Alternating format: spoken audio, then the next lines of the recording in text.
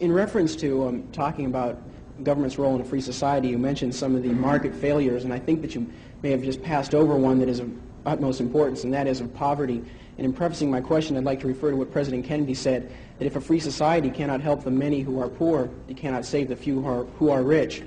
And to say that, well, we are a government of the people, and when there is a large sector of the people who are hurting, perhaps it is the responsibility of this government of the people to help out. Well, my question is regarding how free are the poor, how free are the unemployed, and how free are those people who are disadvantaged? Right. And so in reference to that, what is government's role? Sure. First of all,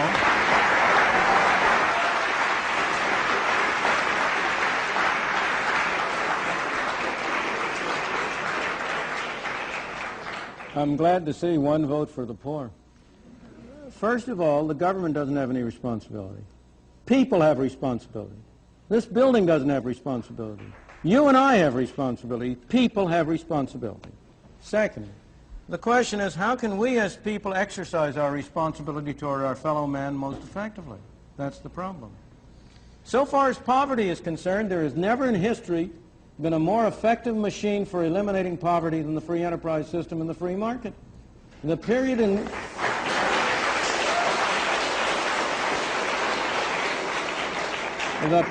which you had the greatest improvement in the lot of the ordinary man was a period of the 19th and early 20th century. Those of us in this room are the heirs of that.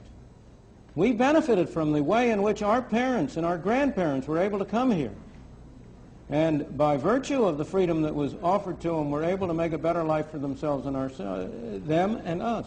But next, if you look at the real problems of poverty and denial of freedom to people in this country, almost every single one of them is a result of government action and would be eliminated if you eliminated the bad government failures. Let me be precise and specific. Why do we have so high an unemployment rate among black teenagers? It's a disgrace and a scandal. Why do we have so high an unemployment rate? First of all, because we give them lousy schooling through governmental schools, which make them unqualified to hold decent jobs. And second of all, we require employers to discriminate against them by not hiring them unless their productivity is enough to justify a minimum wage. The minimum wage rate is the most anti-Negro law in the books. And it's an anti-Negro law because it precisely, having first not enabled the young blacks to have a decent schooling so that they can have productivity, we next deny them the on-the-job training that they might get if you could induce employers by being able to hire them for relatively low wages to give them on-the-job training that would make them qualify for higher payment and higher productivity. In the third place, we have constructed a governmental welfare scheme which has been a machine for producing poor people. We have induced people to come under control of welfare. I'm not blaming the people, don't misunderstand me. It's our fault for constructing so perverse and so ill-shaped a monster as the whole set of welfare programs we have under which we encourage people, families to break up. We encourage people to move from one part of the country and come to another, under which we have, in effect, made many people poor. And yet, when all this is said and done, have I ever been where? Welfare or poor. I have, sir. Of course, more so than most of the people in this room.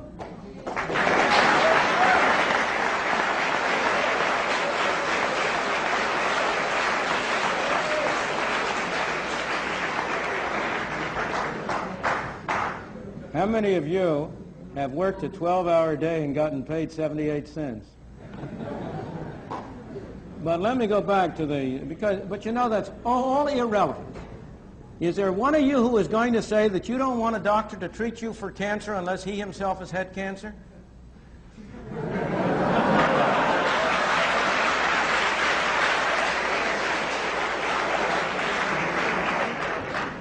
I could go down the line. But when all is said and done, while there are people in this country who are worse off than other people, by and large, even the poorest people in this country are relatively well off compared to the conditions in many other countries in the world. What we take as our standard of poverty, is above the average income of all of the people in the Soviet Union, let alone of the people in India or China or in other countries. Now, that doesn't mean we should be satisfied with it. We are a wealthier country and we've been more productive, and we should set higher standards by ourselves. But by the same token, we ought to have a sense of proportion, and we ought to recognize both the source and the problem.